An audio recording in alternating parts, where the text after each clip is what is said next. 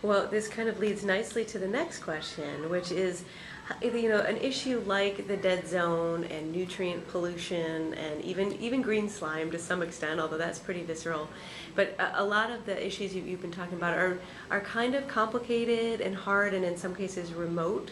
So, what have you found is effective in terms of reaching the public with these kinds of topics? How do you translate or make it real for the general public in a way that works for your work? Well, the dead zone is often a very difficult thing to talk about and to have good messages around because a lot of it is kind of out of sight, out of mind. It occurs offshore. I've constantly had reporters and photographers saying, "Oh, can we go out and look at the dead zone?"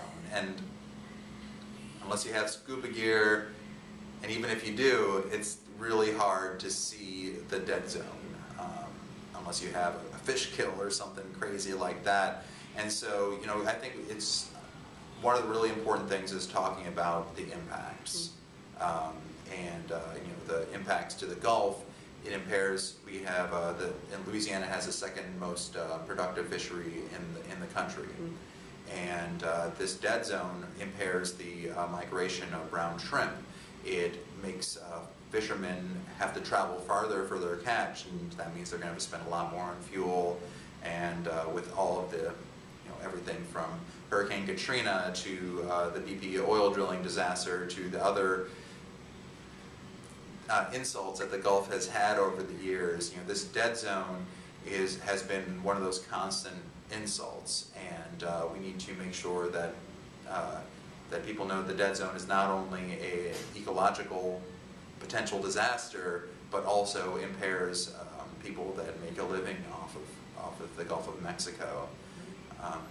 And then another way to talk about the dead zone really is looking at the local impacts, because you have this pollution not only causes the dead zone, but it causes harmful algae blooms throughout the country.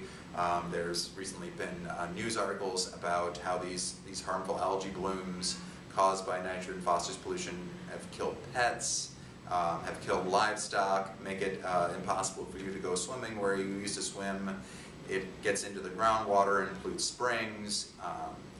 People that use wells near farming, the nitrate levels are really high and they can't drink the water for risk of blue baby syndrome for pregnant women and newborn children. So there are a lot of issues, and a lot of them can be pretty visceral, but it's the same pollution that's causing all of these different problems.